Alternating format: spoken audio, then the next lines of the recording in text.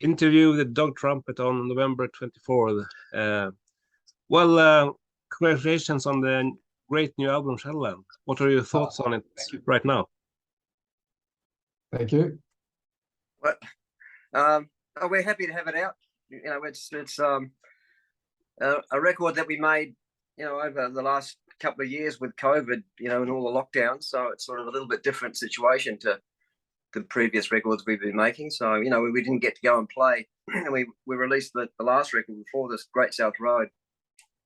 And we, you know, we had to abandon all the gigs that we had scheduled to play over the next few months from that. Like everybody else in the world, you know, the world shut down. So it went into a very different sort of cycle of, you know, 2 years. We didn't realize it was going to be like that. But in a way, it was to our advantage because we got to, you know, sort of knuckle down and concentrate on making another record quite quickly, which is Shadowland. And Reg, what are your thoughts on the new album? Sorry? What are your thoughts on the new album? Oh, well, no, again, echoing Peter, we're happy to have it out and also happy to have done it relatively quickly, considering the gap between Great South Road and Medicated Spirits was about 7 or 8 years, I think, wasn't it? Yeah. Well, probably more like 5 years, but yeah, 6 years. Yeah, so we were very quick this time. That's great, and such a great album too. What can you tell me about the title track? Shadowland. Yeah. Well, I've been reading a book called Surveillance Capitalism about all the, you know, the fact that you know, all of our devices and our household appliances are basically spying on us and recording all the stuff that we say and do and stuff that we like, and so they can direct ads towards us. But it's you know, it's also, you know, I've heard about in the book, it talks about children's toys recording their conversations and then directing ads at their parents, which is pretty creepy. So yeah, basically it's just about the fact that, you know, the technology is as useful as it is in many ways, it also has very negative sort of qualities as well, unfortunately. And the next track is Nina Simone by Peter, and it has such a sweet romantic story attached to it. Can you elaborate a bit on the song? Oh, well, it was it's about the late 80s when Mental As Anything, the band that Reg and myself used to be in for many years, which you know about. We were touring in London, or around Europe, but in London at the time. And I had a friend from Sydney who was on a working holiday for she was in London for about a year. And we had lots of mutual friends. So I gave her a ring while I was in London, and we sort of, we just spent a few days together, and we went to like secondhand shops and, you know, went to the movies, and, you know, so it had a good time. And I bought her Nina Simone's first album, Little Girl Blue, which we saw at a secondhand market, and we took that back to her bedsit. She was living in a 3rd floor bedsit in London, and all those things sort of crept into the song and became the well, that's what it's about. It's basically a fairly personal, romantic story, I suppose. I'm still with her after all these years, so the Nina Simone, you know, did the trick. That's great.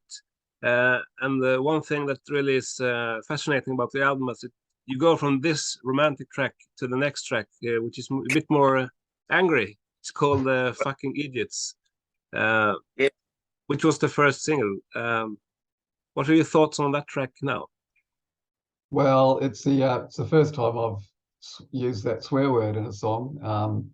A couple of people have criticized me for that, but well, basically it's, you know, it's an anti-war song, and it's kind of written from the point of view of an alien or a spaceman that's observing the world and just scolding and criticizing humans for being so stupid in terms of their militarism and their capacity for violence. And, you know, and it's particularly enraging at the moment when there was all these problems in the world, and yet we've still got these enormous enormous nation states with huge arsenals who are willing to use them. Obviously, in the case of Russia, and China's threatening to use its arsenal too to get its own way. So it is infuriating. I mean, there's been a long tradition of anti-war, anti-military songs, and I guess that's another one.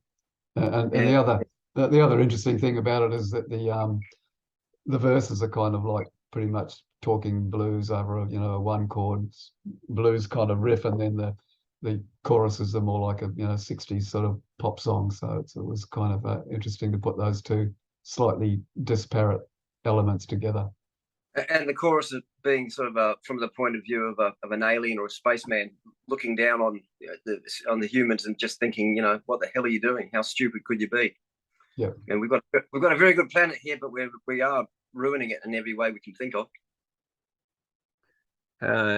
Absolutely, and the single was released around the time that Russia invaded the Ukraine, so it was very timely. Is the Ukraine war a big thing in Australia as well?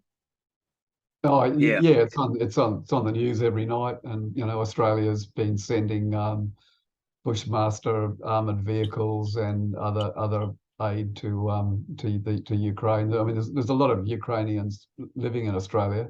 They're obviously very upset and very concerned about it. I mean, it's just enraging that one man can mess up the world so much and cause the deaths of so many people. And trying to get his own way and push his agenda. It's disgusting, really. Has there been any? Before, Sorry. Just saying, we've seen it before, and history repeats itself, unfortunately. Yeah. Has there been any negative reaction to the song apart from the title? No, just a couple of people have just objected to the swearing. That's okay, that's understandable. Yeah, you can't please everybody all the time. No. We never have. And Mantless Anything recorded a song called "The Troop Movements in the Ukraine" a long time ago. Right. Have you included that song in the set? Because you did a great version that was on YouTube of that song. Oh well, yeah. No, you're referring to the Facebook concert that we did. We did play it. We hadn't played it for probably 40 years, probably. But yeah, I mean, again, that was written in probably around 1980. So I can see into the future. But again, at the time, it was just a sort of an anti-war, anti-nuclear war sort of song.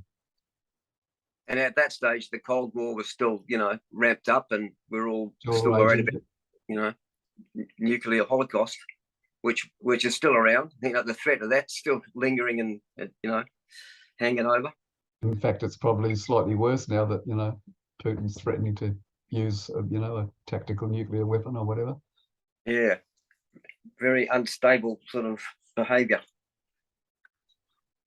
Do you think music and art can make an important difference in terms of people resisting war and joining together against war? I'm not sure that music or art changes the opinions of people that are already kind of warlike, but I guess it just sort of amplifies the people that do think that way.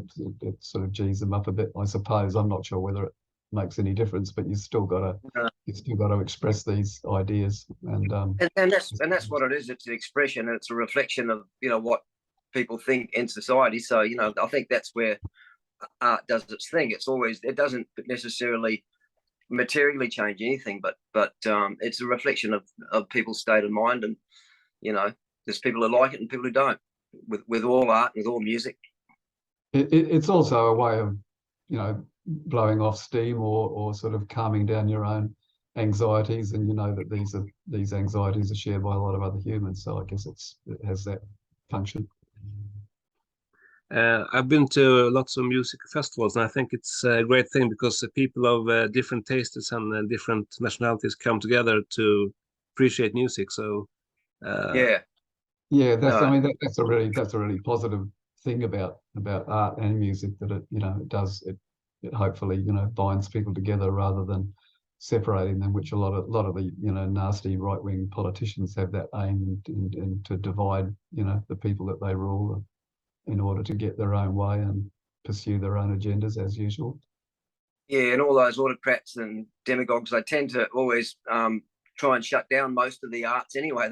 Most of the arts are sort of, you know, are commenting on how stupid they are, you know, and how dangerous they are. Those sort of people like Putin, and you know, so and you've got, and I suppose quite close to here, you've also got Belarus with, you know, with Lukashenko.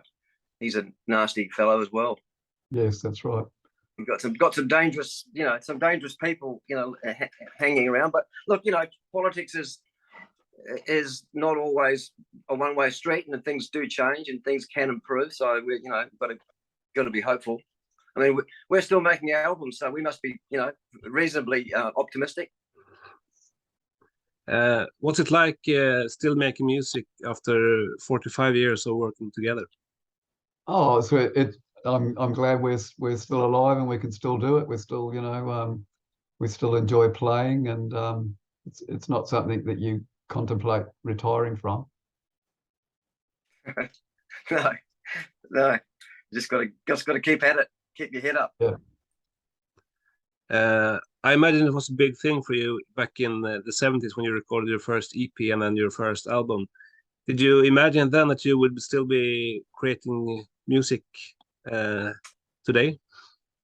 No, not really. I mean, you know, you sort of live in the moment when you're young like that, and you don't. I mean, we never thought ahead more than the next, you know, few weeks, I guess, or the next tour, or making the next record. So it's And kind of. You certainly don't have much empathy or sympathy for your future self, you know, down the track 40 years later. But no, look, you know, it's one of those things where you just we're making art. I think just becomes you know, just a way of life. So you know, we're lucky that we've, and privileged that we've got to do that. You know, all these years, and still can do it, and have no intention of stopping. We have no other. There's no other skills we have that we can rely on. So we just got to keep making music and doing some paintings. One of my favorite tracks on the new album is called Sheep of the Long White Cloud, which seems to refer to New Zealand. And I was wondering, you grew up in New Zealand. What does the place mean to you now? Oh yeah, I still love New Zealand, even though, you know, I left when I was 17 and Peter was only 10 when our family left. But I still love going back there, and I still sort of really, you know, remember the landscape well, and I sort of often do, you know, pictures of it and refer to it in a few songs as well. So and the Sheep of the Long White Cloud, I mean, it's obviously slightly ridiculous, the idea that the sheep have sculpted the country, but they have to some extent, because New Zealand's got a lot of sheep, more than Australia, I think. And the sheep, the way they walk around the hills, and so they put these sort of striations on the hills and make them a bit like ziggurats or something. And it's also sort of some comment about, you know, the ridiculousness of art critics and curators, you know, saying that the Sheep of the Long White Cloud are gifted sculptors. It's kind of sort of about that as well, plus talking about not liking crowds or mobs and stuff like that. So it covers a little bit of slightly different subjects. And the recent single was the Ballad of Clayton Luby, which I understand is a surfer from Australia. For those outside Australia, can you tell us a bit about him? He was a fellow I went to school with when I arrived from New Zealand. We lived on the northern beaches of Sydney, which was on a beach called Avalon Beach, where the primary school was. And I ended up going to the high school at the same suburb. And Clayton Luby was a guy I went to school with. He was a very good surfer, a real rat bag, you know, one of those sort of very antisocial kind of free-form thinkers, quite independent of, you know, and he led a pretty wild life. He ended up, I think, he traveled a lot, went surf, mainly for the surf. You know, he was up in Bali and northern New South Wales, Indonesia, and ended up having a family in Bali. But I think he may have gone to jail a couple of times. He was a bit of a rat bag, naughty boy. You know, he got got caught, dealing drugs at one stage or two, maybe two stages. But I liked him. He liked art and music, and we had a lot in common, on those grounds. So I just bumped into him every now and then, every few years over the sort of once we left school, and I saw him about 5 or 6 years ago for the last time. He passed away 2 years ago from liver cancer. But no, he was a good guy, and so look, the song is evocative of just a period of my life going to school. Some of it's about my own experience in my first job working in a service station, like pumping petrol for filling up cars, and going to school, and then half the songs are about his kind of experience. And there's a line about it in Camus' show, which is a Japanese word for jail, where he spent 2 years in a Japanese jail at one stage, which would have been a pretty wild experience. But no, good guy, and it's in a way, it's one of those things where once somebody's actually passed on, it's almost like you're okay to write a song about them. It'd be hard to write a song about people who are still around, in the same way. So it's a shame he's not here to hear it, but he probably wouldn't hear it if he was here. Speaking of singles, back in the 80s and 90s, you would release physical singles, 7-inch singles and CD singles. But today it is a bit different. How do you pick which songs should be singles? And are you aiming for the radio airplay, or is it the album taste, or how do you pick? Well, look, you sort of shake your head and you wonder how things work nowadays. It used to be very straightforward. You'd put records out, and that you could sell them in record shops, and most suburbs had record shops, and you could buy vinyl or CDs and cassettes. So now it's all streaming, it's all digital, or 95% of it is, and so it's another world entirely. I don't know how people really make a living. I mean, I don't think they do so much out of making records. It's much more, you go and I think in the past it used to be you tour to support the record, but now you put a record out to support the touring. I suppose it's the other way around. Reg, what are your thoughts about singles these days?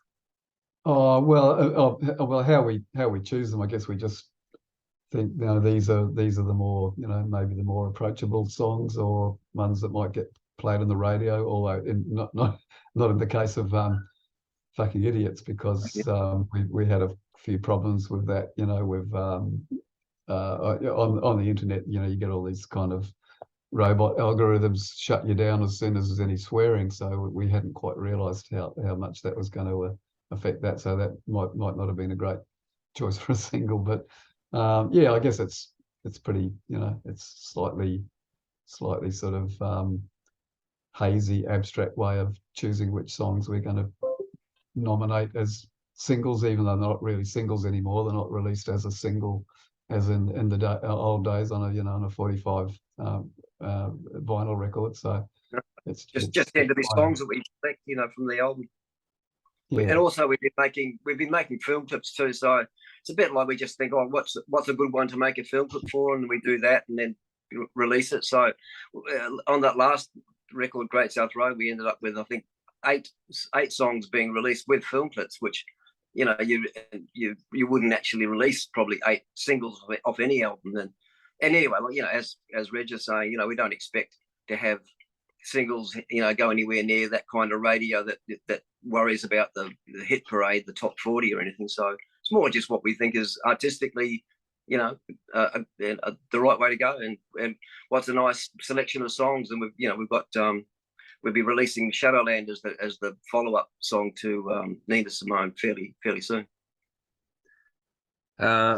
Back in the old days, when vinyl was the main format, you would have side A and side B, and there would be a certain importance to the first and last track on the side A and side B respectively. And then we had CD as the main format. Does that influence how you sequence the tracks on an album, if it's vinyl or CD or streaming? Well, I think it does. I think the sequencing is important, and we're still making CDs and vinyl versions of the albums. So yeah, I did definitely think about the A side and the B side and how the whole thing hangs together. And as you say, you want to bookend the album in the right way, like start it in the right way with the right song, and then have a kind of a natural progression through to the last one, however that works. And it's we try different sequences, and muck around with that quite a bit before we before we sign off on it. But I think, and it's just a nice thing to have the actual concrete thing. I mean, some people don't even probably release hard copies of their music anymore, so it's just entirely digital. But to us, we're old enough to still really need to have something in our hand, like a book, rather than a Kindle or something. Here.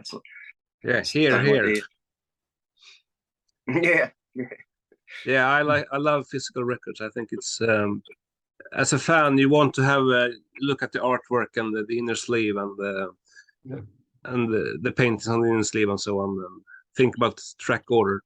So I mean, we're an age where we grew up with vinyl records, and that was a pretty big thing in your life. If you got into music, as we both did, and then started playing music, records were a really important thing. And as you say, that thing of having the record and pulling out the artwork, opening it up, and taking out the inner sleeve, and and just the feel of the actual vinyl record, the look of it, the smell of everything. It's kind of a very it's a very physical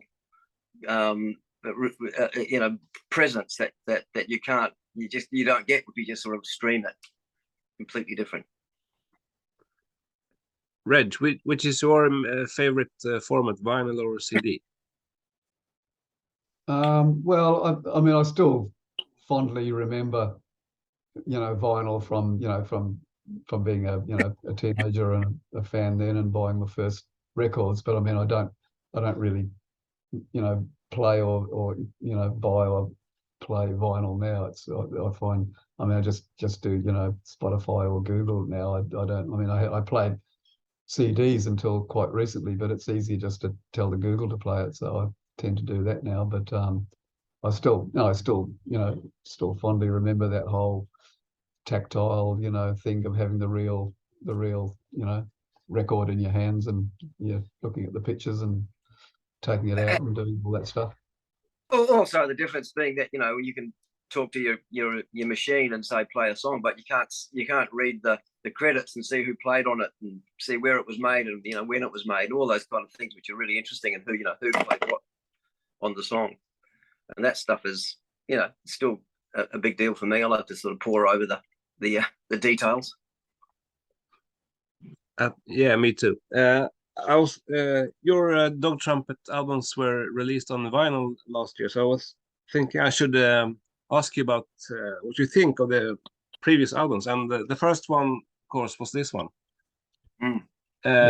What do you think about this one 30 years later? Two young guys on the album. Who are they? Who are those young guys? Yeah, no, I think it still stands up pretty well. I think there's some good songs on that, and it's probably the only one that wasn't so much entirely produced by Peter. Really, all the subsequent albums were recorded and produced by him. And also, it was barely out of the 80s, so we were like beginning of the 90s. So if you can still hear a little bit of that 80s recording sort of technique and ethos on there, which we didn't. I never liked a lot about the 80s where recordings went, and the way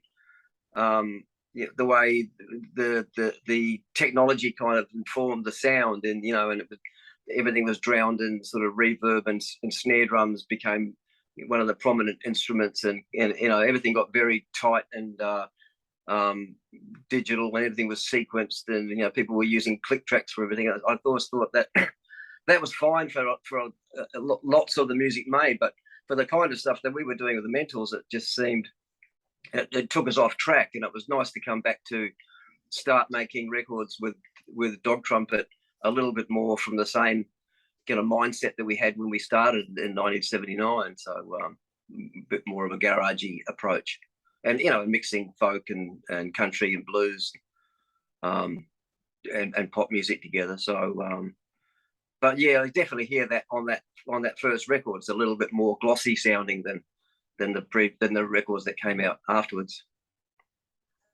I have a favorite memory attached to that record. I had an Australian pen pal in Tungabi who knew I was a Mental Ascending fan, and she sent me this album on CD as a Christmas gift that year, and I was totally surprised because I hadn't heard of it before, and it was so great to hear a Dog Trumpet record, and I love the record today. And so thank you, Glenda. No worries.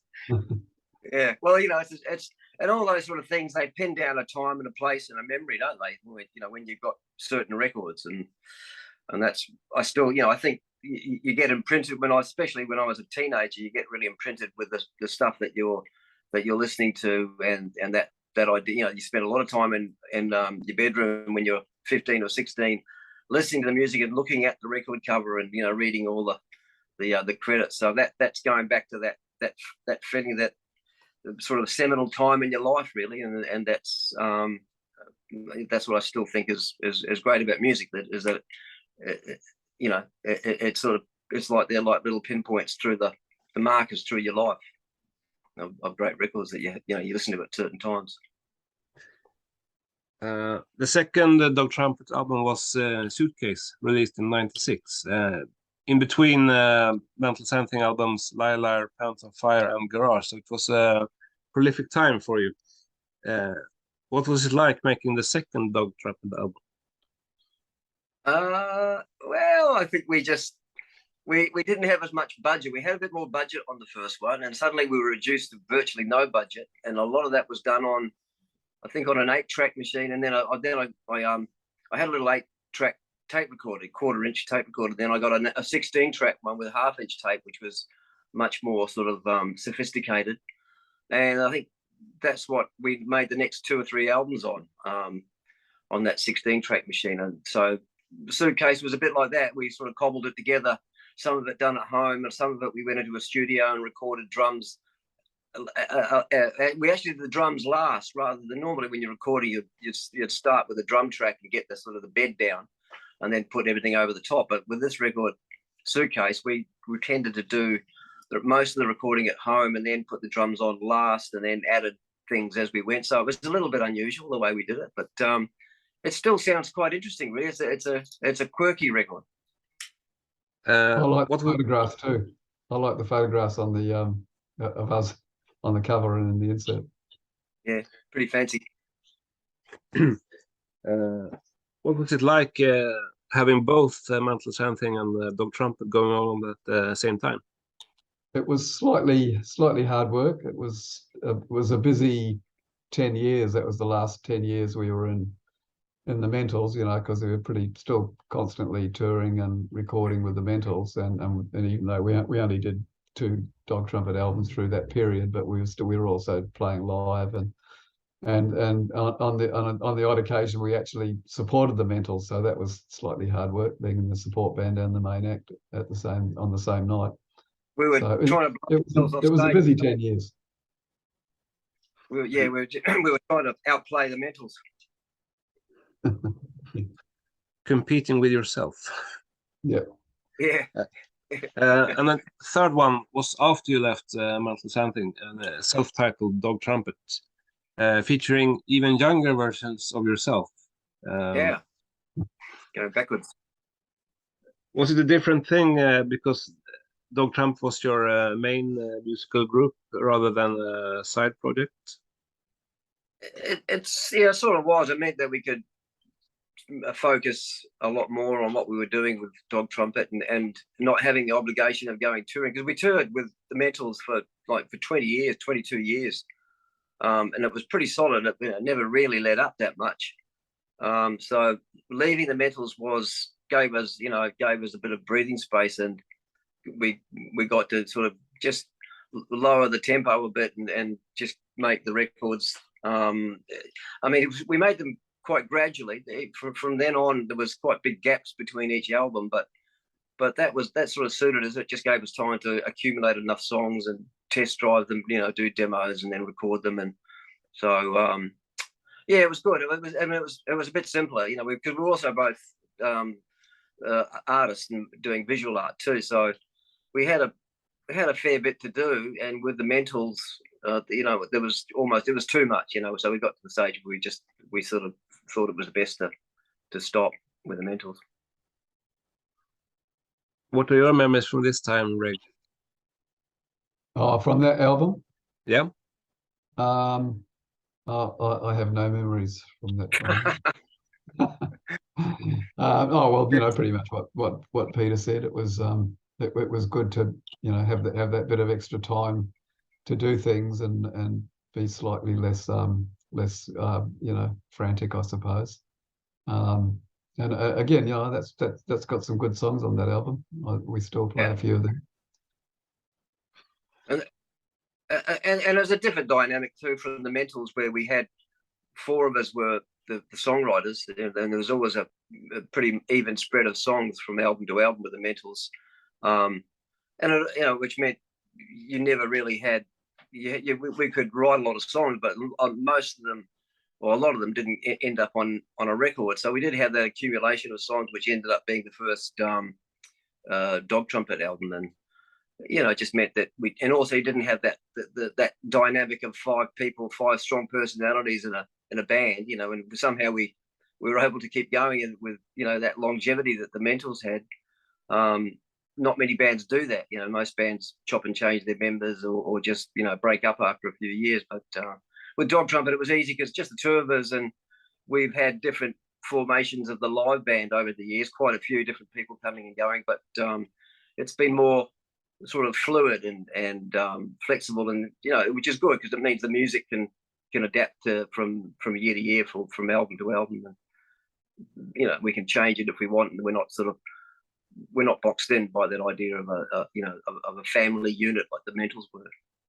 There's also a couple of the songs we recorded on those earlier Dog Trumpet albums, where there was a couple of songs that we had tried with the Mentals. There are songs like I'm So Handsome and Quiet Night were songs that we had a go at with the Mentals, but they didn't really work out. And there was actually probably a few of those songs that we recorded on that last Mentals album, Garage, were songs which would have gone on a Dog Trumpet album too. Of Reg's songs and my songs. They had that sound, I think, of what would become, you know, the next few Dog Trumpet albums. Songs like Dorothy Parker's Hair and probably Garage Land. Marianne. Some Marianne good also. songs. Marianne From the previous album. Yeah, Marianne.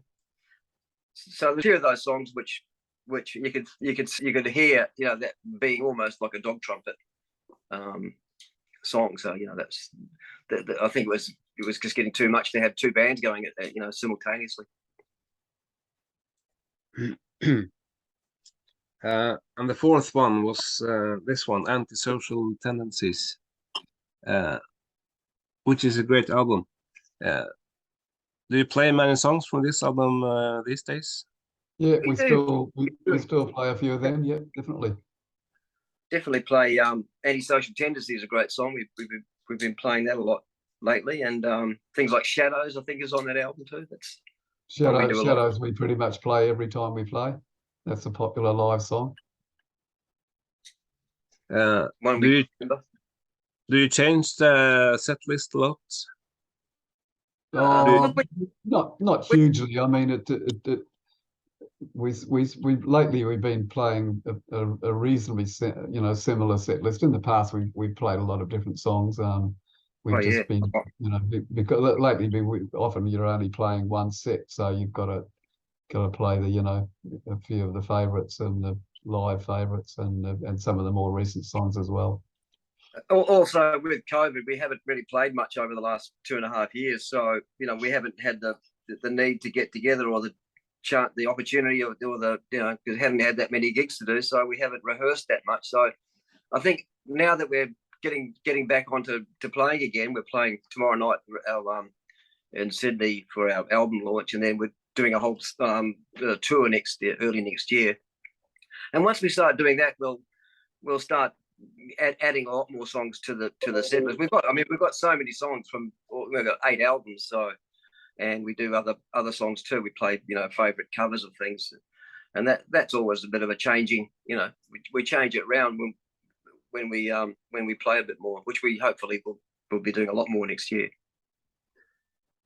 If a fan wants to hear a particular Dog Trumpet song at your gigs, do you take requests? Should they email you in advance? We'll take any request, but they may be disappointed. We sometimes take requests on the night, you know, from, you know, if someone requests something from the audience, if it's one that we can play it, we've rehearsed it, you know, relatively recently, because of some of the older songs. If you haven't played it for a while, you've pretty much completely forget it. You have to listen to the record again and do a bit of revision, bit of homework.